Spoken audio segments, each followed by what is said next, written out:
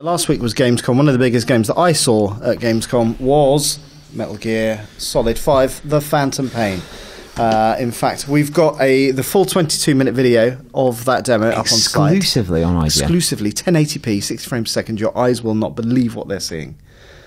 And I came away thinking, man, this game is amazing, but also this game's never going to come out. But okay, that's interesting. Well, why is that? Because the ambition too great? It's extremely ambitious because as a single-player experience, you've got this massive open world with so much to do. And Ground Zeroes was a small, compact game. And I know that people complain that you could finish it in 7 minutes or whatever.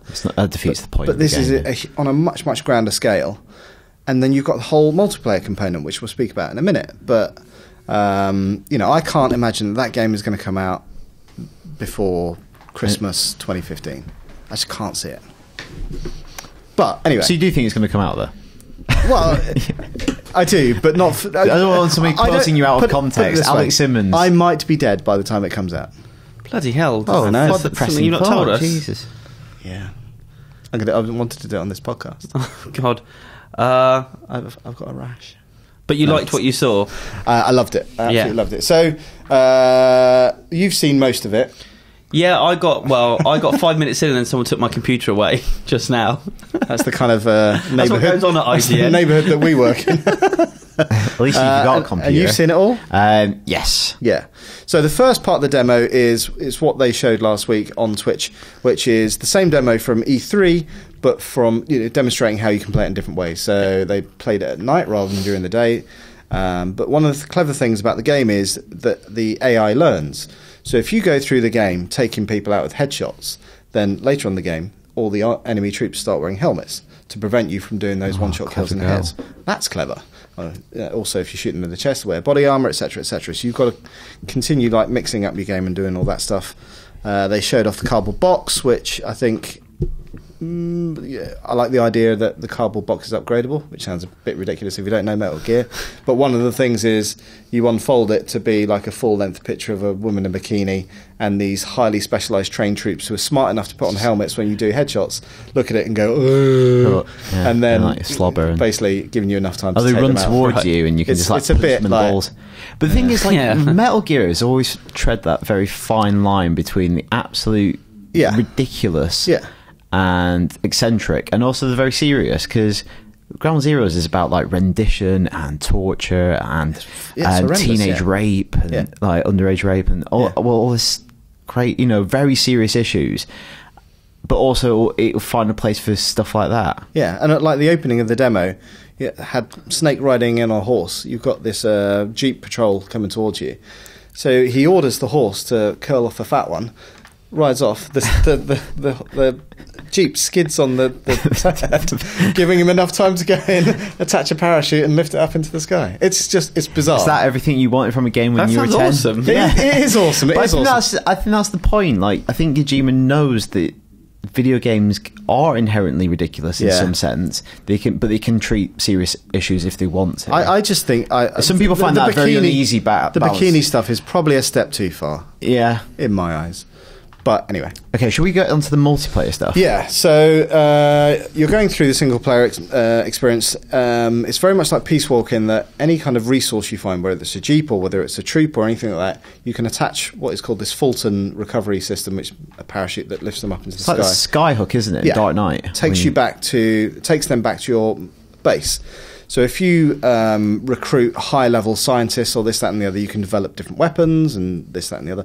But it turns out that home base that you build is actually part of the multiplayer campaign. So I'll have a multiplayer base that I'm developing this, that, and the other, and you're doing the same. But it turns out you can infiltrate the other person's base to steal their resources, and that's what they showed. And I think it looks really, really good. So this isn't live multiplayer. This is almost like asynchronous. The other person doesn't need to be online, and you can like interact with their base. I don't know. So the way the demo ends is that you've got, if I was attacking you, I'd be sneaking along, and then that you've been alerted or I've triggered something, so you know that I'm there, and then you start attacking me. So, but I don't know if that is you happen to be online at the same time, or whether it will be there will be a companion app, for example. That would be pretty cool. So, oh, by the way, somebody's triggered something on your base. I hop online. There you are. I'll take you out. I don't know. Okay, so as a long-term Metal Gear fan, do you welcome the addition of multiplayer, this type of multiplayer? It all depends on whether that's going to get in the way of the single-player experience. Now, in Peace Walker, it doesn't. It enhances the single-player experience because the actual going through and building up your base and developing new weapons and tech that you can then take out into the single-player experience is really, really good, because you'll get to a mission that's, super tough.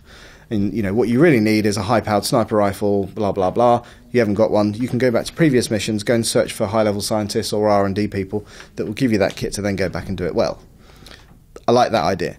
If it gets to a point where my base is constantly being raided and all my stuff that I worked hard for is nicked, I'd find that really annoying. So, if that got in the way of my enjoyment of the single player. That's what I'm going to do to you then. Do you know what? It's one of the reasons why I stopped playing Boom Beach, because every time I logged in, it was just like, you absolute turds. Like, all of my gold... Very similar, though, aren't they, the two experiences? They're both tower defense games. Yeah. The idea is I think, this is how I interpreted the video, is that as a defender, you invest in gun turrets, patrols, this, that, and the other. So when you're not online, you've got enough gear there to make sure your stuff isn't being nicked. Lynched, yeah. But, who knows? But that's, again, hugely ambitious as a side, as an add-on to the main game. So maybe it won't even come out next year. I don't know. But I'm excited. What about you guys? So in the next decade, we're going to see this. Hopefully. At some point. Before I die. That would on be... the PS4. Yeah. Otherwise, I'll be sad. Or PS5. In my coffin. I thought, also, I'm just going to say a very obvious and stupid thing.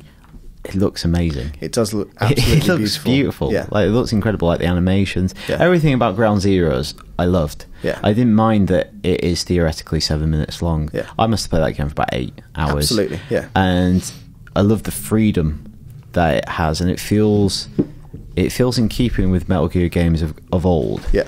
But mechanically, it's gone 5-10 years into the future. Like, it's really caught up. Yeah. And if you feel like the most badass secret agent, I never really felt like that before with Metal Gear. I just felt a bit hampered by the controls. Even like, again, in the first part where it's a single player demo, there's a helicopter that's called in to just before you try and make your escape. And I can't remember what happens in the first time at E3. I think he basically jumps on a horse and just legs it. Whereas this time round, he sneaks up to a Jeep, puts some C4 on, and then straps a Fulton recovery in, so the Jeep gets lifted into the air, but it collides with a helicopter, blows it up, and it's just having that freedom of creativity. Like emergent gameplay. You can do whatever you want. Crazy shit. And that was the good thing about Ground Zeroes. Like, it's different every time. Reading about people and how they've done stuff. That's why it doesn't matter if it is 7 minutes long. It's because you can play it every time and it'd be different.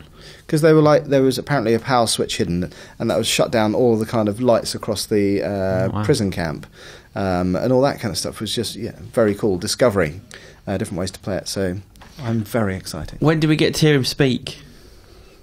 What, Solid Snake? Yeah, it's in there. Is it? I didn't get that far. Yeah, old what's his face, Keith Sutherland. Yeah. How did that sound? Well, we heard it before. Yeah, because he's in Ground Zeroes as well. Sure. Yeah. He doesn't say much in this demo. He basically he points a gun at someone and tells them to get down, I believe. Are you used to him in that role yet? Before. I think it still sounds a bit weird, but I'm sure you get used to it. Mm-hmm. I must admit, after Ground Zeroes, I didn't really kind of... It feels like a different enough game compared to the old Metal Gears, and I think that's the jump in, like, fidelity in the way it's presented, because it does look absolutely beautiful. So anyway, our listeners, you should let us know what you think of Metal Gear. Are you excited by the multiplayer? You can reach us at IGN_UK feedback, IGN.com. It's always difficult to remember, isn't it? It is, yes.